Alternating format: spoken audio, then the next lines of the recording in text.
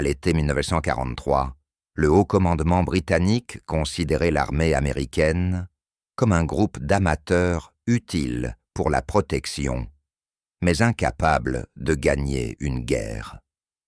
Le plan de Montgomery visant à les reléguer à l'arrière-plan en Sicile devait être définitif jusqu'au moment où Patton décida de briser toutes les règles établies. 17 août 1943. Au matin du 17, le 3e bataillon du 15e régiment d'infanterie, commandé par le lieutenant-colonel Lyall Bernard, entra dans Messine, en Sicile. Les soldats américains prirent le contrôle du port et des drapeaux américains furent hissés au-dessus de la ville. Quelques heures plus tard, à 10h30, une patrouille britannique de la 8e armée de Montgomery arriva en s'attendant à réclamer le prix, mais elle trouva les Américains déjà en position. La course était terminée, et le général britannique, qui devait gagner, avait perdu face au général américain, qu'il avait tenté de cantonner sur la touche. Ils ne découvrirent pas seulement une ville occupée. Ils trouvèrent les amateurs, adossés au mur, en train de fumer les clés à la main. Le silence de cette patrouille britannique parlait plus fort que n'importe quel discours de victoire. Il ne s'agissait pas simplement de 2 commandants en compétition.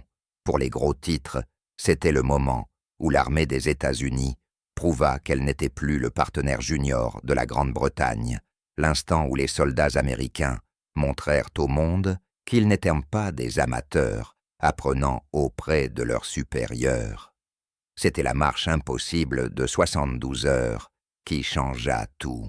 L'opération Husky, l'invasion de la Sicile, fut la première grande offensive alliée sur un territoire de l'Axe en Europe, la répétition générale de tout ce qui allait suivre. Le plan fut élaboré par des planificateurs britanniques et américains, travaillant sous le commandement du général Harold Alexander, chef du 15e groupe d'armée. Alexander était britannique, expérimenté et profondément convaincu qu'il fallait donner à Montgomery ce qu'il voulait.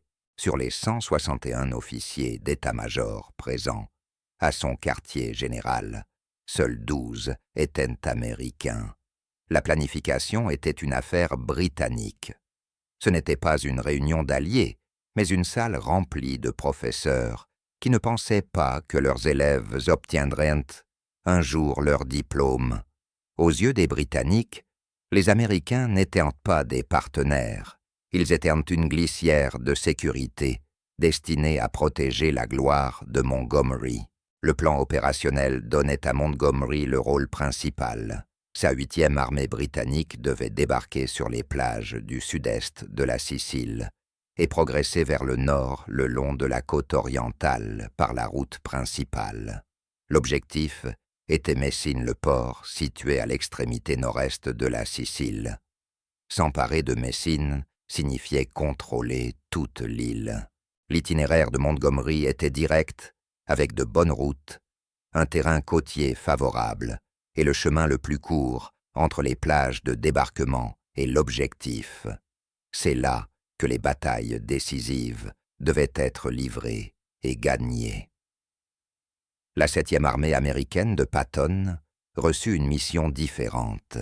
Elle devait débarquer à l'ouest des plages britanniques et protéger le flanc gauche de Montgomery, un rôle de soutien et de sécurité destiné à empêcher toute attaque allemande depuis l'ouest, pendant que les Britanniques progressaient vers le nord. Le plan supposait que Montgomery affronterait la résistance allemande la plus forte.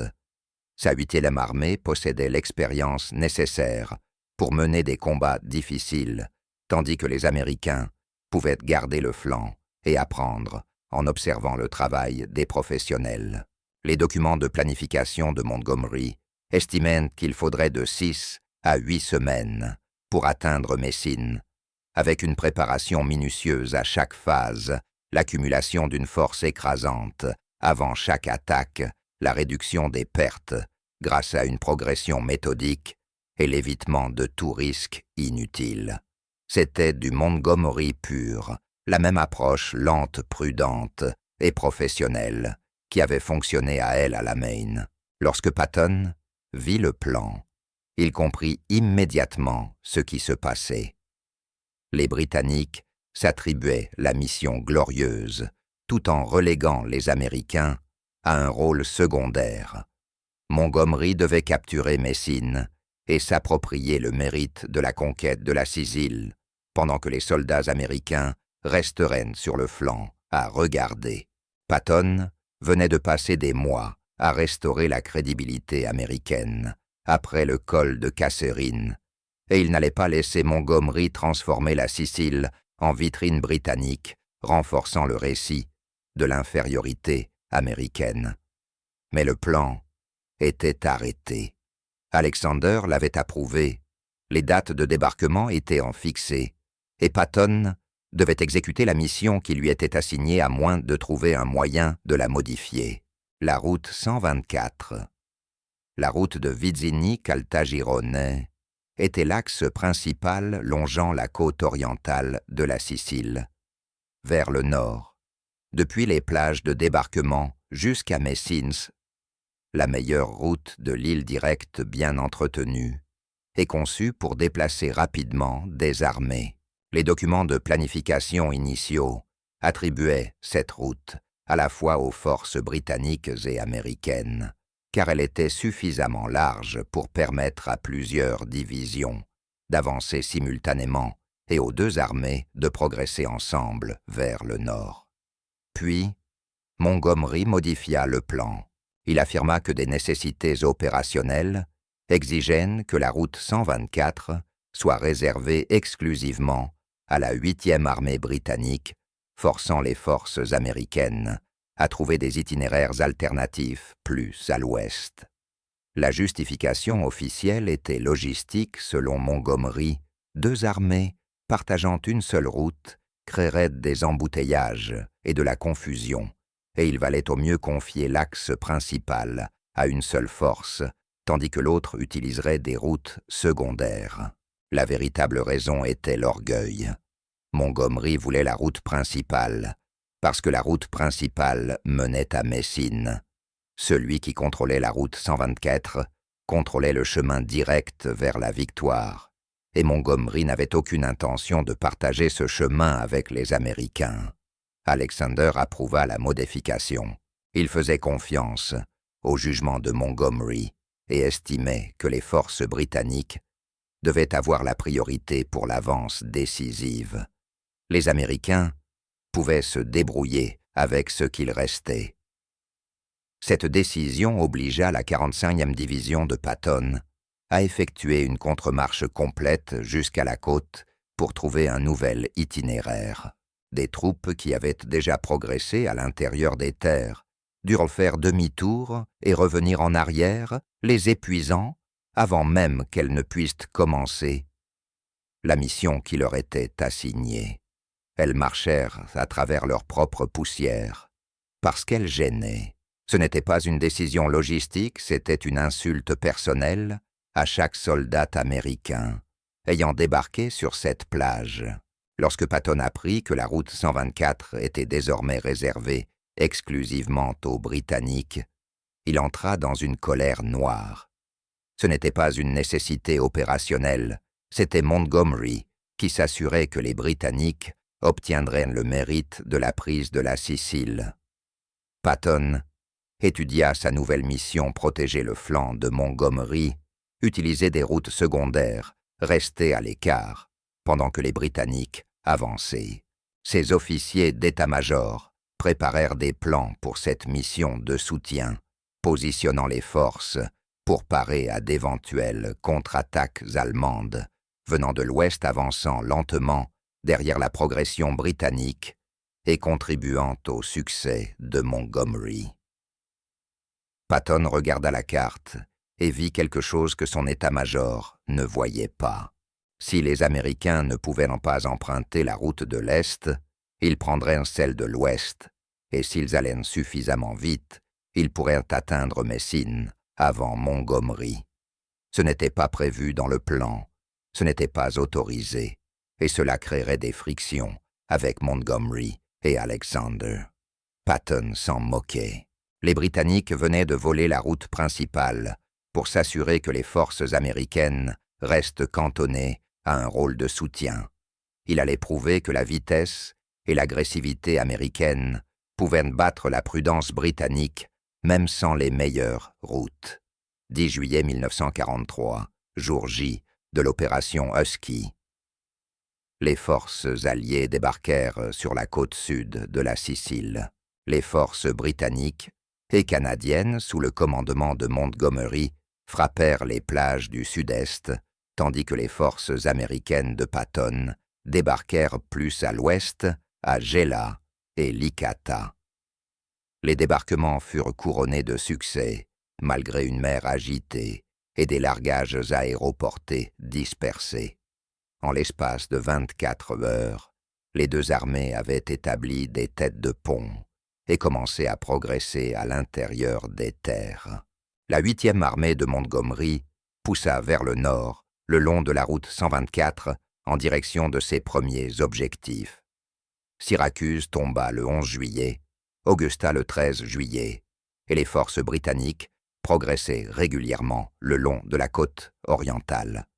La 7e armée de Patton sécurisa les zones de débarquement, puis se tourna vers l'exécution de sa mission, assignée protéger le flanc de Montgomery et empêcher toute contre-attaque allemande depuis la partie occidentale de l'île. Les soldats américains restèrent en position défensive et regardèrent les forces britanniques avancer vers le nord. Ils avaient réussi les débarquements du jour J, repoussé les contre-attaques italiennes et allemandes, et ils étaient prêts à s'enfoncer à l'intérieur de l'île. Mais leurs ordres étaient de garder le flanc, d'attendre que Montgomery avance et de soutenir l'opération britannique. Au 14 juillet, le schéma était clair. Montgomery progressait lentement le long de la côte, et chaque fois que ses forces rencontraient une résistance significative, elles s'arrêtaient pour accumuler une puissance écrasante avant d'attaquer de nouveau. C'était la doctrine de Montgomery, ne jamais prendre de risques inutiles, toujours s'assurer d'une supériorité écrasante. Cette approche donna aux Allemands le temps de renforcer leur défense. Chaque jour que Montgomery passait à préparer sa prochaine attaque était un jour que les ingénieurs allemands consacraient à construire des fortifications. Et tandis que Montgomery avançait avec prudence, la bien plus grande 7e armée de Patton restait inactive, se protégeant de menaces qui ne se matérialisaient pas. La partie occidentale de la Sicile comptait, une présence allemande minimale. Il n'y avait pratiquement rien à défendre. Patton se rendit auprès d'Alexander avec une proposition. Ses forces ne faisaient rien d'utile en restant assises sur le flanc. Et s'il prenait plutôt la moitié occidentale de la Sicile, avançait vers Palerme, capturait les ports de l'ouest, puis tournait vers l'est pour progresser vers Messine, depuis l'ouest, Alexander hésita. Ce n'était pas le plan. Montgomery avait la mission principale, et Patton était censé soutenir non lancées des opérations indépendantes. Mais Alexander voyait la même chose que Patton.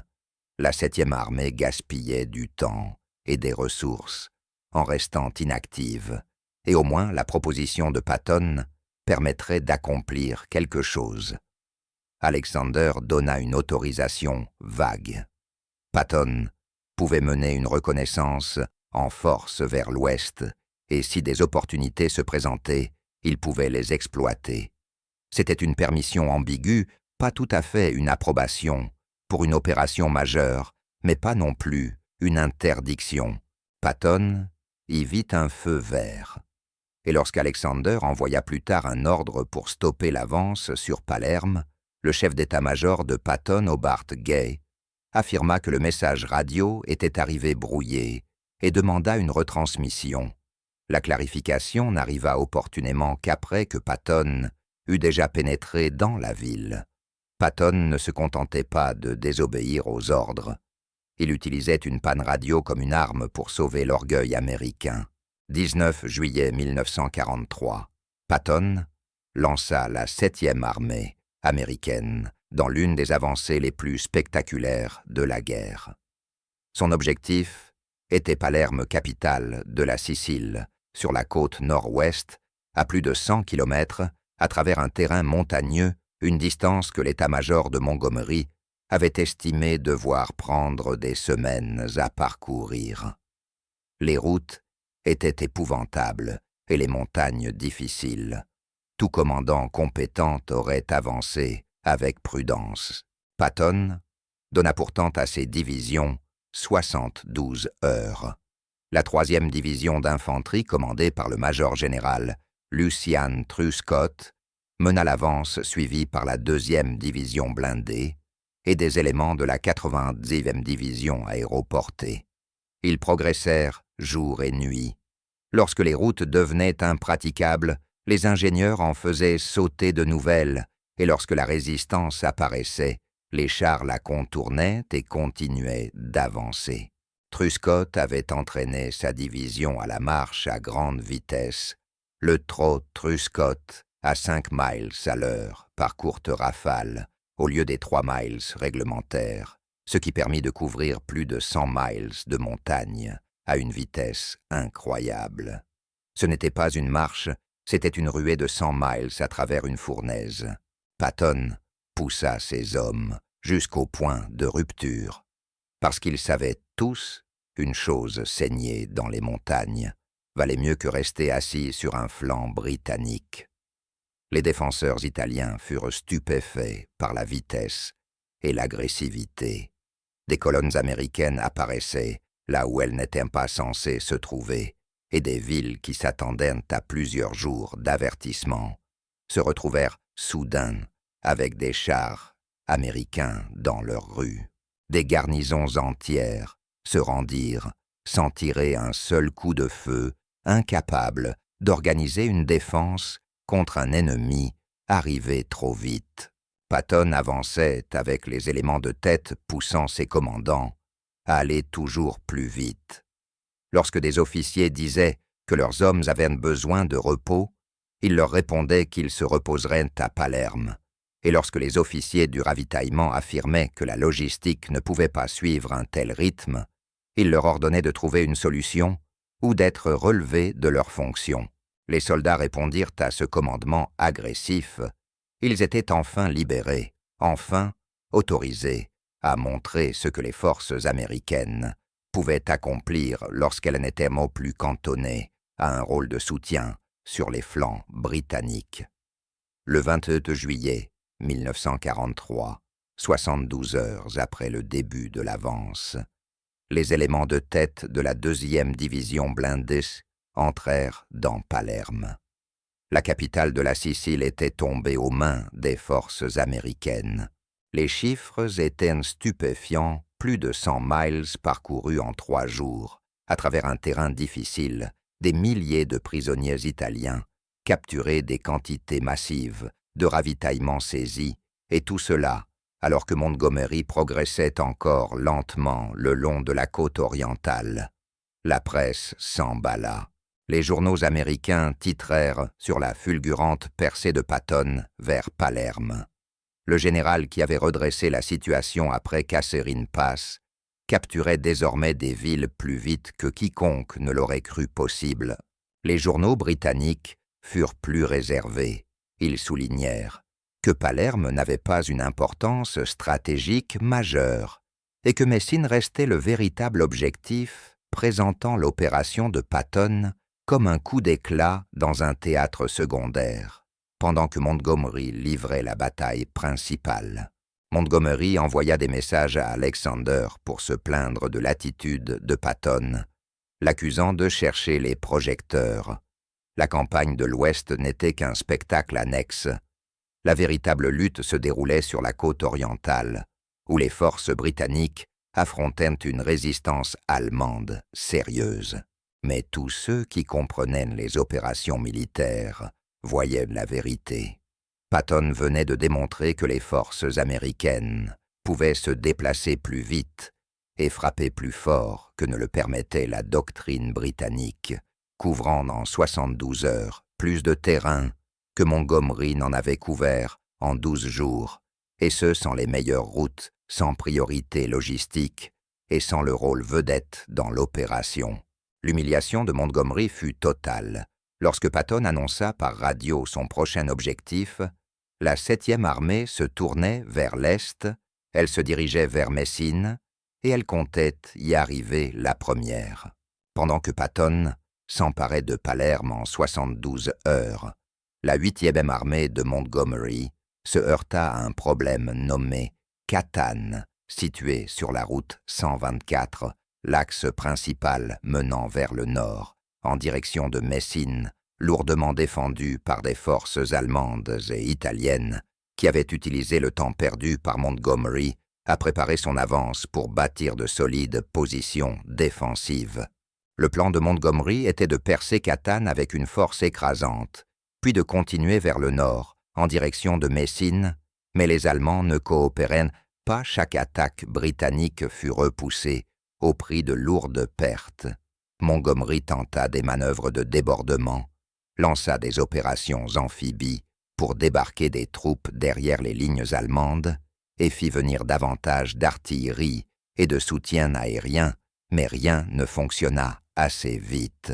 Les Britanniques étaient bloqués, et chaque jour passé à Catane était un jour supplémentaire offert aux forces de Patton pour progresser vers l'Est depuis Palerme. L'état-major de Montgomery calcula que malgré ces revers, les Britanniques atteindraient encore Messine avant les Américains.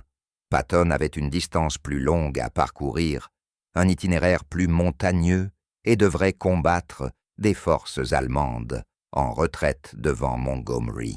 Les calculs donnèrent la victoire aux Britanniques. Ce que les calculs ne prenaient pas en compte, c'était la volonté de Patton de pousser ses troupes bien au-delà de ce que la doctrine considérait comme possible.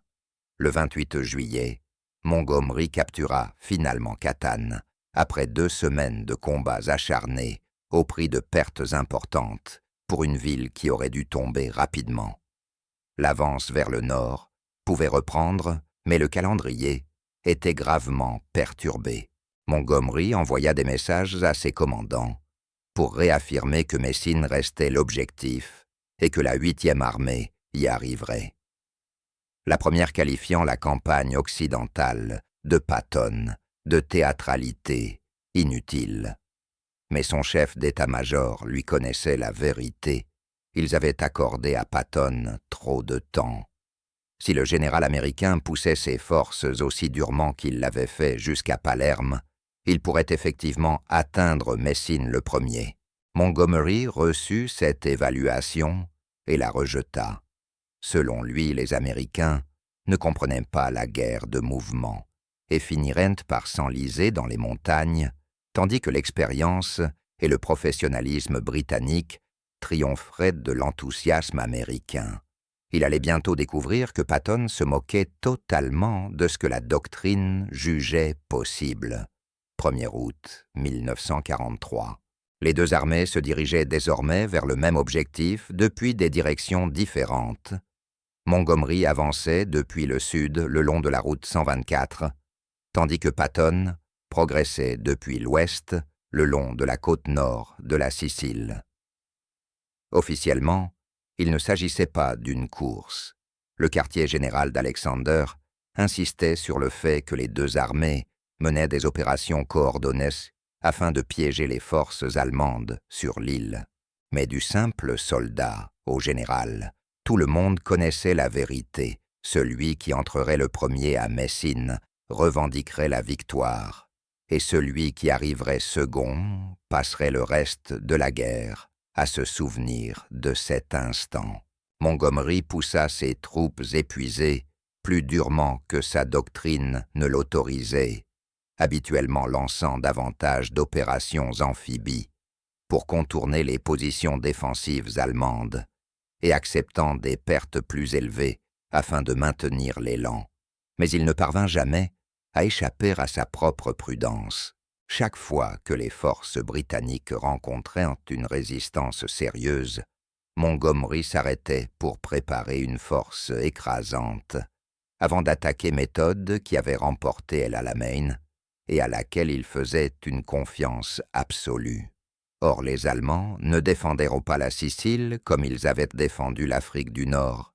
Ils menèrent une retraite combattante, retardant les deux armées, tout en évacuant leurs forces vers l'Italie continentale. Chaque jour que Montgomery passait à préparer ses attaques était un jour de plus pour les ingénieurs allemands, afin de préparer la position défensive suivante.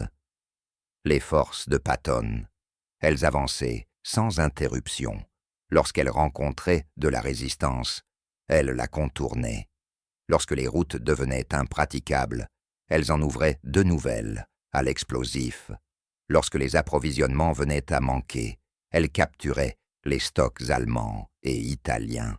Les soldats américains étaient épuisés combattant avec un repos minimal, progressant à travers les montagnes et subissant des pertes pour maintenir la vitesse, mais ils voyaient Messine se rapprocher.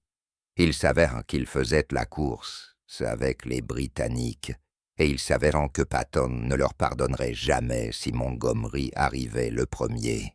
Le 8 août, les forces de Montgomery se trouvaient à 40 miles de Messine, celles de Patton à 50 miles. Les Britanniques disposaient d'une distance plus courte, de meilleures routes, et de l'avantage d'attaquer le long de l'axe principal. Mais Patton avait l'élan. Ses forces avançaient plus vite que les forces britanniques, malgré des routes pires gagnant du terrain chaque jour. Montgomery envoya un message à Alexander pour se plaindre de la coordination avec les forces américaines, suggérant que le fait d'avoir deux armées se disputant le même objectif créait une confusion inutile et que peut-être les Américains devraient s'arrêter et laisser les Britanniques achever l'opération. Alexander comprit parfaitement ce que Montgomery voulait réellement dire. Il craignait que Patton ne le batte à Messine et cherchait une autorisation pour contraindre les Américains à s'arrêter. Alexander refusa. Les deux armées poursuivraient leurs opérations, et la première à atteindre Messine sécuriserait la ville. La course était lancée. Patton manquait de temps. Ses forces se trouvaient encore à 35 miles de Messine, tandis que celles de Montgomery n'étaient plus qu'à 25 miles. Les Britanniques se rapprochaient plus vite que les Américains.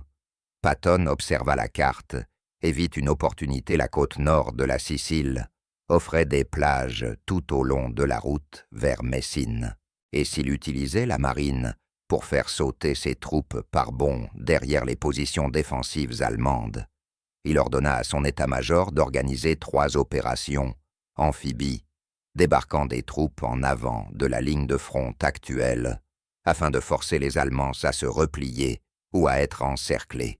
Ses officiers protestèrent. Ils n'avaient pas assez de péniches de débarquement, la marine n'était pas prête pour des assauts amphibies improvisés, et la coordination avec les forces terrestres serait cauchemardesque. Patton leur dit de faire en sorte que cela fonctionne. Le 8 août eut lieu le premier débarquement à Sant'Agata, où les troupes américaines débarquèrent derrière les lignes allemandes, contraignant celles-ci à se replier pour éviter l'encerclement. Le 11 août eut lieu le second débarquement à Brolo, qui faillit tourner au désastre. Le 2e bataillon du 30e régiment d'infanterie fut presque coupé et anéanti lorsque les forces allemandes contre-attaquèrent avant que l'avance principale américaine ne puisse le rejoindre. Le bataillon se battit désespérément jusqu'à ce qu'il soit secouru. Le 16 août eut lieu le dernier débarquement à Spadafora, sans opposition. Les Allemands étaient déjà en train d'évacuer. Patton avait progressé par bonds le long de la côte, grâce à des paris agressifs qui faillirent se retourner contre lui, mais qui fonctionnèrent. Montgomery apprit l'existence des opérations amphibies de Patton et entra dans une colère noire C'était exactement le type de prise de risque inconsidérée que les soldats professionnels évitaient, Patton jouant la vie de ses troupes pour gagner une course à la publicité. Mais Montgomery comprit aussi ce qui se passait. À moins que les Britanniques n'accélèrent, Patton allait atteindre Messine le premier. Le 14 août, Montgomery lança sa propre opération amphibie. Des troupes britanniques débarquèrent près de Scaletta, à 12 miles au sud de Messine.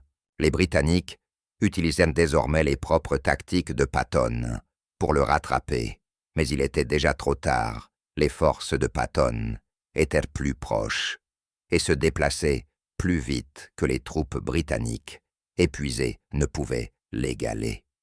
Le 16 août, les forces américaines n'étaient plus qu'à 3 miles de Messine, tandis que les forces britanniques se trouvaient encore à 15 miles. Les calculs étaient clairs, sauf catastrophe, les Américains entreraient les premiers dans la ville. Patton envoya un message radio à sa division de tête avec des ordres explicites, atteindre Messine le lendemain. Peu importait leur fatigue, peu importait la résistance rencontrée.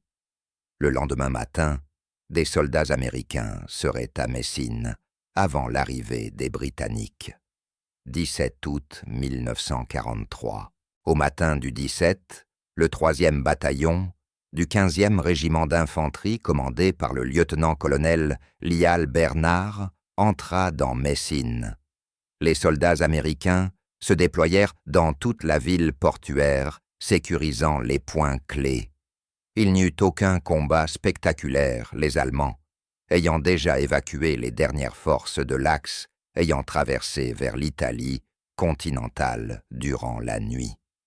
Messine était sans défense, mais cela n'avait aucune importance. La course ne portait pas sur la défaite des Allemands, mais sur celui qui arriverait le premier. Des drapeaux américains furent tissés au-dessus de la ville. Patton arriva quelques heures plus tard et mit en scène une inspection théâtrale du port capturé. Il félicita ses soldats, posa pour les photographes et s'assura que chaque correspondant de guerre sache que les forces américaines avaient atteint Messine les premières. La 4e brigade blindée britannique de la 8e armée de Montgomery arriva dans l'après-midi et trouva des soldats américains contrôlant déjà la ville. La course était terminée. Montgomery arriva bien à Messine plus tard dans la journée, mais il évita délibérément la cérémonie officielle de remise de la ville, refusant de donner à Patton la satisfaction d'assister publiquement à son humiliation. Lorsque les officiers britanniques atteignirent le centre-ville Patton, les accueillit avec une courtoisie exagérée, les remercia pour leur contribution à la campagne et leur proposa de les informer de la situation à Messine.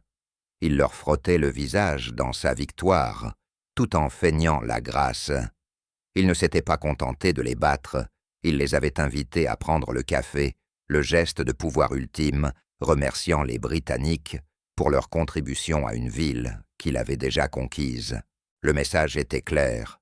Pour tous les observateurs, l'armée américaine n'était pas en position subordonnée par rapport aux forces de Montgomery. Les soldats américains avaient franchi un terrain plus difficile, parcouru une plus grande distance et étaient arrivés les premiers. La presse britannique tenta de retourner la situation, écrivant que Montgomery avait affronté une résistance allemande plus forte que les Américains, avait bénéficié d'un itinéraire plus facile, et que Messine n'était pas la véritable mesure du succès en Sicile. Les journaux américains, eux, ne laissèrent aucune place à l'ambiguïté. Leur titre célébrait Patton, comme le général qui avait battu les Britanniques à la course, l'homme qui avait prouvé que les forces américaines pouvaient vaincre n'importe qui lorsqu'on leur en donnait l'occasion. Mais la véritable validation ne se trouvait pas dans les journaux. Elle se manifesta dans ce qui suivit. Les commandants allemands tirèrent leurs propres leçons. Ils décrivirent Patton comme dangereusement imprévisible et agressif, et caractérisèrent Montgomery comme prudent et méthodique, au point d'en devenir facile à défendre. Un rapport allemand le résuma parfaitement. Patton est le commandant allié le plus dangereux du théâtre. Ses forces se déplacent allant plus vite et frappent plus fort que toutes les autres. Montgomery est professionnel, mais prévisible.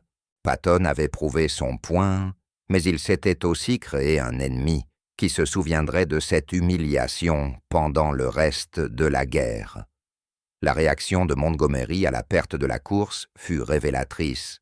Il affirma qu'il n'y avait jamais eu de course, que l'opération avait été coordonnée et que les deux armées avaient atteint leurs objectifs. Il soutint que ses forces avaient affronté une résistance allemande plus forte que la route orientale, comptait davantage de divisions ennemies et que les Américains avaient avancé dans des zones que les Allemands ne défendaient pas sérieusement. Il insista sur le fait que le calendrier avait toujours été flexible, que les 6 à 8 semaines n'étaient qu'une estimation et non un engagement, et qu'atteindre Messine le 17 août était parfaitement acceptable, même si les Américains étaient arrivés quelques heures plus tôt. Montgomery regardait les mêmes cartes que tout le monde, mais refusait d'y voir la même réalité. Il commença à présenter la campagne de Sicile comme un succès stratégique, validant ses méthodes opérationnelles, rédigea des rapports d'après-action, mettant en avant les réalisations britanniques, et accorda des interviews expliquant comment ses forces avaient vaincu la principale résistance allemande, tandis que les Américains s'occupaient d'opérations secondaires. Plus Montgomery parlait plus, il devenait évident qu'il se justifiait. Les soldats professionnels n'ont pas besoin d'expliquer leur victoire. Les explications défensives de Montgomery montraient à tous qu'il savait avoir perdu.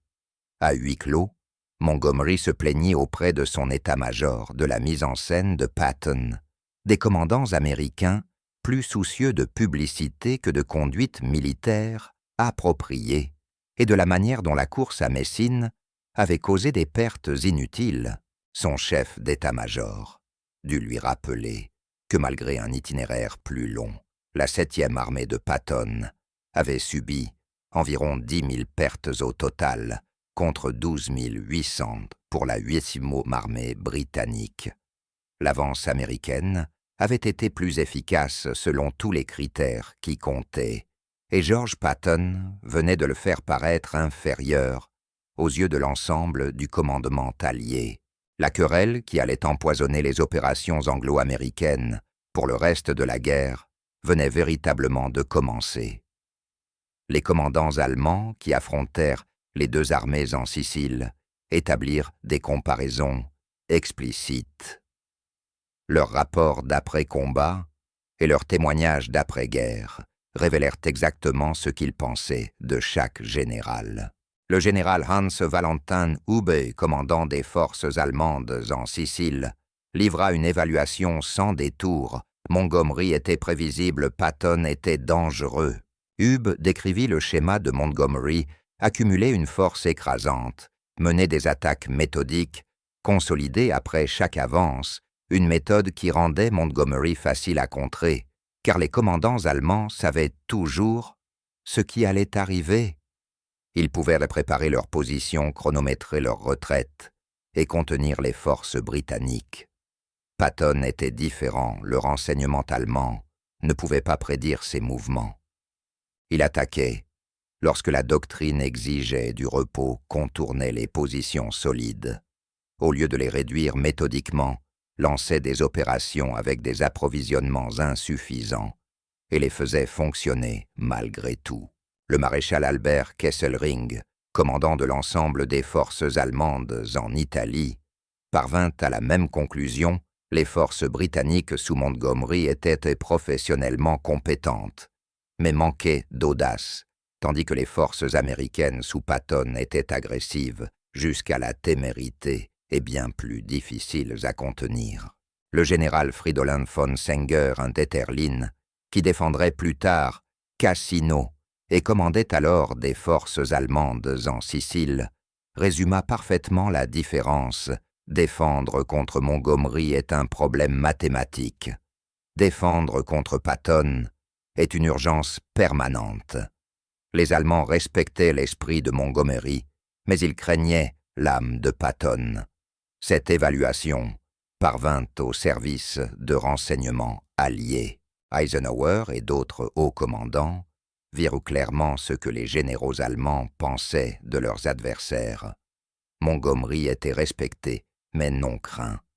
Patton était véritablement dangereux. Cela valida tout ce que Patton avait affirmé au sujet des tactiques agressives. Les Allemands eux-mêmes confirmaient que la vitesse et l'audace créant bien plus de problèmes à l'ennemi que la prudence méthodique. Mais cette réalité posait aussi des problèmes au commandement allié. Montgomery était le principal général britannique sur le théâtre d'opération, et il ne pouvait être publiquement critiqué ni écarté sans nuire à l'alliance, d'autant plus que Churchill le soutenait sans réserve. Les commandants alliés durent donc composer avec le fait que leur général britannique le plus célébré était moins efficace que leur général américain, le plus problématique, et ils passèrent les 2 années suivantes à gérer cette tension. La campagne de Sicile créa une rupture permanente entre Patton et Montgomery. Ce qui avait commencé comme une rivalité professionnelle se transforma en haine personnelle. Montgomery ne pardonna jamais à Patton de l'avoir devancé à Messine. À ses yeux, le général américain avait fait de la mise en scène et pris des risques inutiles pour voler une gloire qui revenait de droit aux forces britanniques. La marche de 72 heures de Patton vers Palerme n'était qu'un exhibitionnisme irresponsable, et la course à Messine, une compétition indisciplinée ayant compromis la sécurité opérationnelle. Dans ses mémoires d'après-guerre, Montgomery décrivit la Sicile comme une opération réussie, où les forces britanniques avaient vaincu la principale résistance allemande, tandis que les Américains se chargeaient d'objectifs secondaires, mentionnant l'arrivée de Patton à Messine comme un détail et non comme une défaite. Patton, de son côté, ne pardonna jamais à Montgomery d'avoir tenté de reléguer les forces américaines à un rôle subalterne. À ses yeux, Montgomery avait confisqué la route 124 afin de s'assurer que les Américains resteraient en soutien, pendant que les Britanniques s'attribuaient le mérite. La planification prudente de Montgomery n'était que de la lâcheté déguisée en professionnalisme, et ses excuses d'après-bataille prouvaient qu'il savait avoir perdu. Les journaux personnels de Patton, tenus en Sicile, révèlent son mépris. Il y écrivait que Montgomery était excessivement prudent et que la course à Messine avait démontré la supériorité des armes américaines, qualifiant les tactiques britanniques de lentes et inefficaces face à l'agressivité américaine. Cette querelle empoisonna la coopération anglo-américaine pour le reste de la guerre. En Normandie, lors de la bataille des Ardennes et pendant l'avancée vers l'Allemagne, Patton et Montgomery rivalisèrent au lieu de coopérer. Leurs états-majors se disputèrent les approvisionnements, la logistique et les priorités opérationnelles. Les chiffres étaient sans appel. Les tactiques américaines agressives produisaient des victoires plus rapides, à un coût inférieur à celui du professionnalisme britannique prudent, et chaque fois que Montgomery et Patton travaillèrent ensemble, après la Sicile, tous deux se souvenaient de celui qui était arrivé le premier à Messine. La Sicile changea tout.